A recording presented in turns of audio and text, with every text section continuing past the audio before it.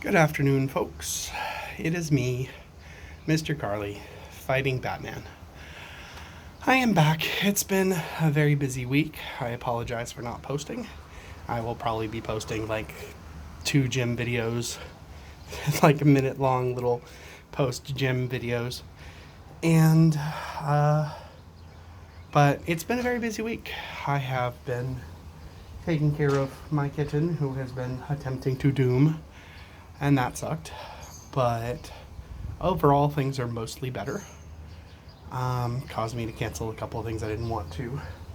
But she seems like she's getting better. She's a little skinny now and a little complainy and she needs a bath. I'll do that in a few minutes. Anyway, today's topic is how much how much active awareness plays in becoming or being a good person. So, I have a lot of students who are passively good people, and I've known lots of people who are passively good people, but passively good people don't change anything because people who are passive, usually that's an excuse for bad things to happen.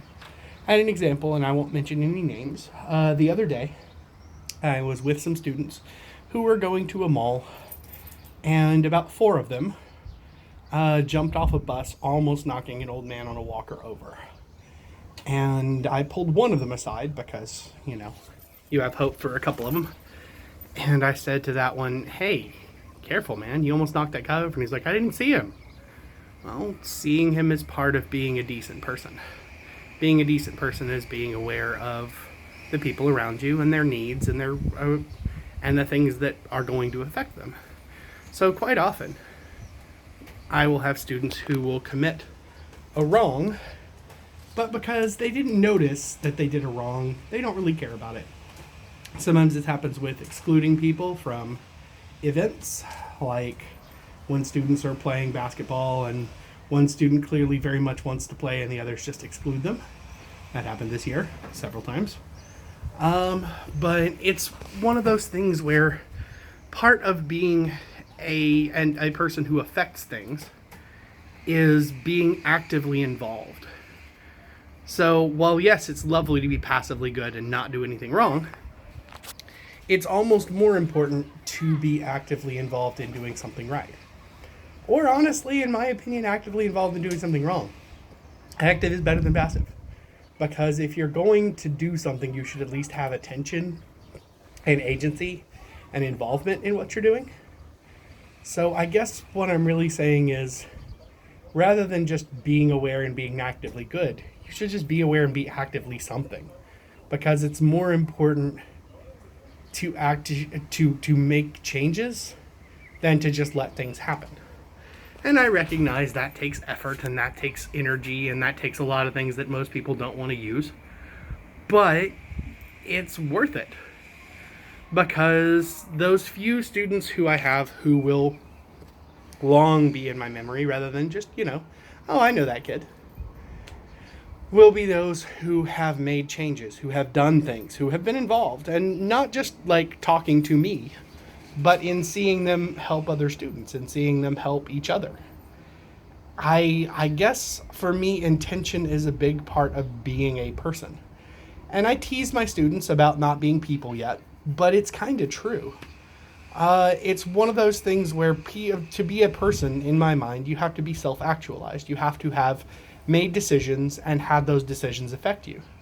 And I've made jokes before that if you haven't been in a situation where you feared for your life, you don't really know who you are. And I believe that. I believe that I don't believe you necessarily need to know who you are. There are lots of people who go through their entire lives having no idea who they are. They'll think they're brave when they're clearly not. Or they'll think they're cowards when they're clearly not. People have experiences and those experiences define us. But until you have genuinely looked, death in the face, you don't really know who you are. Because you don't know, everybody thinks they're going to do the right thing, and everybody thinks they're going to be brave, and everybody thinks they're not going to be a coward. But statistically, that's just not going to happen. So, I'm not saying seek anything like that out. You shouldn't. It's a bad idea to do so. And honestly, sometimes knowing who you are is overrated, because if you know who you are but you still die, what's the point of knowing who you are? But anyway, sorry, I digressed. It's been a while since I've talked on camera. About a week.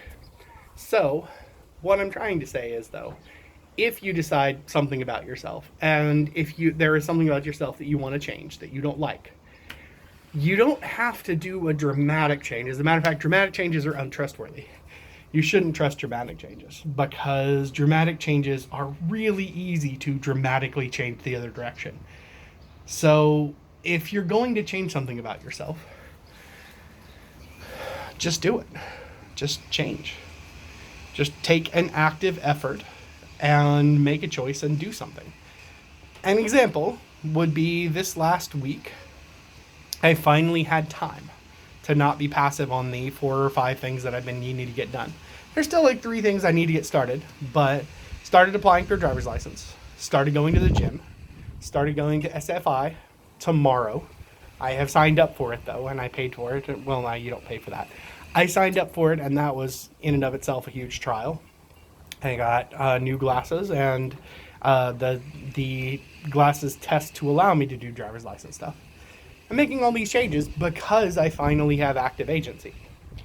So if you want to do something, let's say you've always wanted to learn how to play an instrument, or you've always wanted to learn how to computer program, or you've always learned how to know how to put makeup on, or whatever it is that you've always wanted to do it. You know, there's little steps. You don't have to, let's say you always wanted to fly a plane.